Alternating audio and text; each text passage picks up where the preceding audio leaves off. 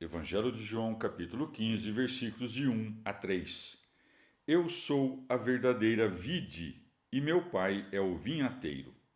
Toda vara que não dá fruto em mim, ele a cortará.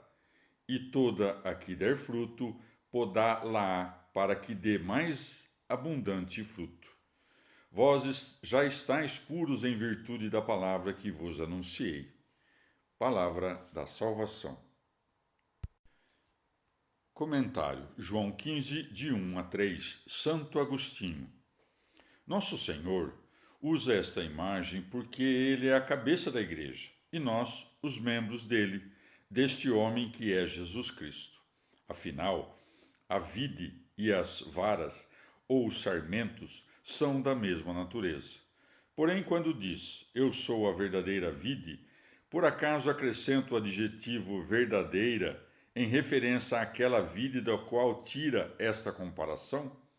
Ora, aqui fala-se em vide por analogia, não em sentido próprio, da mesma maneira como em outras passagens é chamado de cordeiro, ovelha e assim por diante, de modo que é mais próprio chamar de verdadeiras as coisas mesmas de onde são tiradas essas analogias. Mas dizendo, eu sou a verdadeira vide, distingue-se daquela a qual foi dito. Como, pois, degeneraste para mim, convertendo-te em mim em vinha bastarda? Pois como pode ser verdadeira a vida da qual se esperava uva, mas deu espinhos? Com efeito, nós cultivamos Deus, e Deus cultiva a nós. Nós cultivamos Deus, porém, não de modo a torná-lo melhor. Cultivamo-lo adorando-o, e não arando. Já ele, ao cultivar-nos, torna-nos melhores. O cultivo dele conosco consiste em jamais cessar de arrancar com o seu verbo as más sementes dos nossos corações, em sulcar o nosso coração com o arado da palavra, em plantar nele as sementes dos preceitos e esperar dele o fruto da piedade. Quem nesta vida está tão puro que não precise ser sempre mais purificado? Neste mundo, se dissermos que não temos pecados, nos desencaminhamos a nós mesmos por conta própria. Assim, o Senhor purifica os puros, isto é, os frutíferos, para que sejam tanto mais frutíferos quanto mais puros. Cristo é a vide na medida em que diz o Pai, em que diz: o Pai é maior do que eu. Já quando diz eu e o Pai somos um, ele é o vinhateiro. Mas não desses que cumprem seu mister trabalhando para fora, mas do tipo que produz crescimento interior. Por isso, sempre se mostra como purificador das varas, trabalho do agricultor e não da vide. Mas por que não diz, estáis puros em virtudes do batismo com que fostes lavados? Porque mesmo na água, o que purifica é a palavra. Suprime a palavra, e o que fica, senão a água, senão apenas água? Acrescenta-se a palavra ao elemento, e forma-se o sacramento. De onde vem essa virtude tamanha da água de tocar o corpo e lavar o coração, senão da palavra a operar tudo isso, e não por ser proferida simplesmente, mas por ser crida? Pois na palavra mesma devemos distinguir o som passageiro da virtude permanente. Essa palavra de fé é tão poderosa na Igreja de Deus que ela, por meio de alguém que crê, que oferece, que abençoa, que molha, purifica um bebê ainda incapaz de crer. Evangelho de João, capítulo 15, versículos de 4 a 7. Permanecei em mim, e eu permanecerei em vós. Como a vara não pode de si mesma dar frutos se não permanecer na videira, assim também vós, se não permanecerdes em mim. Eu sou a videira, vós as varas. Quem permanece em mim e eu nele, esse dá muito fruto, porque sem mim nada podeis fazer. Se alguém não permanecer em mim, será lançado fora como a vara e secará. Depois, enfeixá-lo-ão, lançá-lo-ão no fogo e arderá. Se permanecerdes em mim e as minhas palavras permanecerem em vós, pedireis tudo o que quiserdes e ser-vos-á concedido. Palavra da salvação.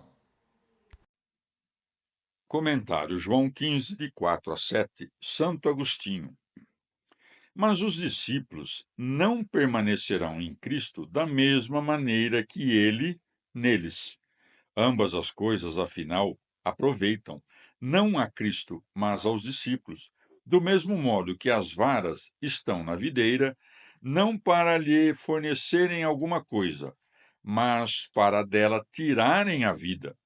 Já a videira está nas varas para administrar-lhes o sustento vital, não para tomá-lo delas. Assim, tanto uma coisa quanto a outra, Cristo neles permanecer e eles permanecerem em Cristo, aproveita aos discípulos, não a Cristo.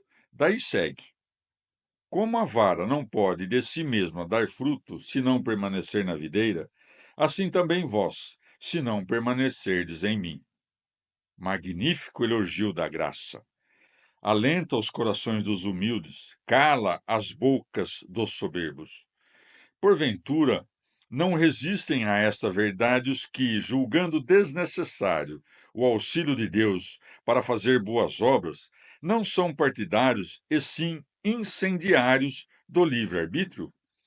Pois quem presume dar fruto de si mesmo não está na videira. Quem não está na videira não está em Cristo. E quem não está em Cristo, cristão não é.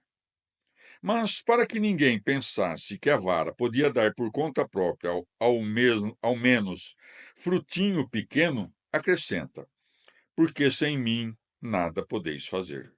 Ora, posto que Cristo, se não fosse homem, não seria a videira, todavia não poderia oferecer essa graça às varas, se não fosse também Deus.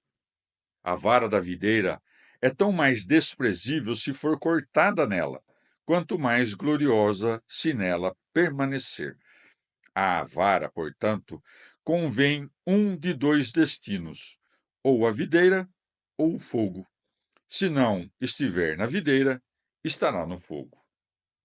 Só se deve dizer que as palavras de Cristo permanecem em nós quando cumprimos os seus mandamentos e amamos as suas promessas. Já quando as palavras dele permanecem na memória, mas não se encontram na vida, a vara já não é contada na videira, porque já não puxa da raiz a sua vida. Ora, o que mais podem querer permanecendo no Salvador senão o que contribui para a salvação? Uma coisa é o que queremos por estarmos em Cristo, e outra, o que queremos por estarmos ainda no século. A nossa parte, que ainda permanece nesse século, nos sugere às vezes que peçamos coisas cujo malefício desconhecemos. Mas longe de nós pensar que nos possa fazer isso se permanecermos em Cristo, que não cumpre os nossos pedidos, senão quando são para nosso benefício. Entre as palavras de nosso Senhor encontra-se a oração do Pai Nosso. Não nos afastemos, portanto, das palavras e do conteúdo desta oração nos nossos pedidos, que tudo o que pedirmos nos será dado.